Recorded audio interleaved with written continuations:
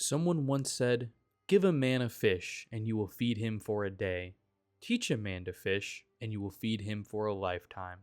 But this quote cleverly skips over the man who makes the fishing rods. Hey people, Ivan here. I am not known for, well, much, but what I am especially not known for is uploading videos on a topic while it's still relevant, as my entire YouTube career is simply coasting off the success of 2 videos while releasing intermittent slop in the hopes of striking gold. But while I continue my hunt for that precious mineral, I will simply act as everyone else in the wage slave world and settle for silver instead. Legacy of Phrecia is the newest event in GGG's hit game Path of Exile.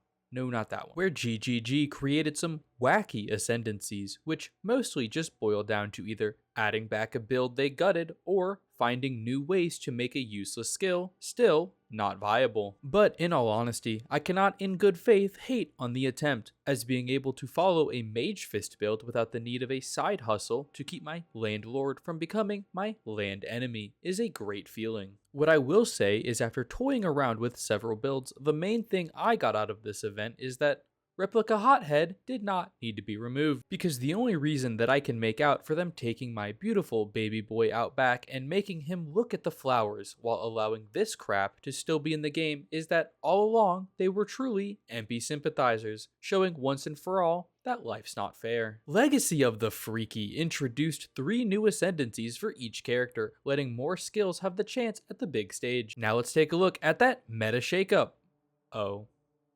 I guess you can't expect much, as when you place ADHD children into a sandbox and tell them to play, they will try their best to echolocate the nearest iPad. But while skill variety may not be up, what are the variety of ascendancies being used. And while it is natural that players would avoid the objectively bad ones, to the shock of many, the game full of gamblers and dopamine fiends have chosen not to play the ascendancy based off of it, proving once and for all that art does not imitate life, but what we dream our life could be like instead. While the ascendancies have done a fantastic job of making some specific builds SSF viable due to them removing the need of some expensive uniques, idols have done their best to correct that error and once again bring us out of SSF viability. Legacy of the Freakazoid introduces a new Atlas system, which has put the American economy to shame, proving that the wealth gap simply wasn't big enough. Instead of being able to deterministically choose all of the content that you would like to farm in your maps, you instead are randomly given idols that have a beautiful array of Atlas nodes that 99% of the time will have nothing to do with each other. We went from Atlas trees giving us specialized content that we can hard spec into doing every single bit of content all at once. This change, I imagine, was made purposefully so that you could be stimulated by every mechanic, so much so that it forces you into buying stash tabs for each of them.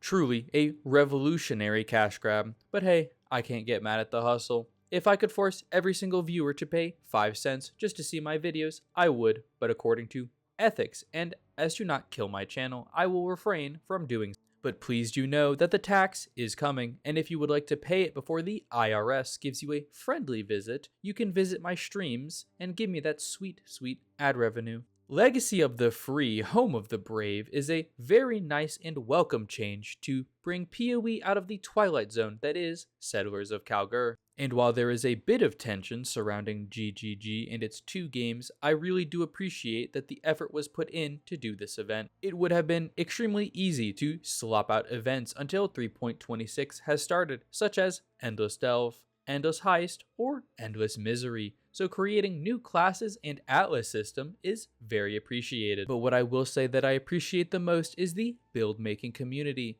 as even though I have played for, quite frankly, too many hours, the synapses in my brain have been able to cleverly evade any ideas about build making. So to the many build makers and the people at Reddit who made this build spreadsheet, my life is yours. I cannot fathom making a build with the base ascendancies alone, let alone downloading 19 more into your brain and making a POB for a class that doesn't even exist yet. That being said, I will continue to induce struggle onto myself by completely ignoring any leveling portions of your build guides and just following the end skill tree instead. As of now, Legacy of Phrecia has been extended another month, so go ahead and give it a try.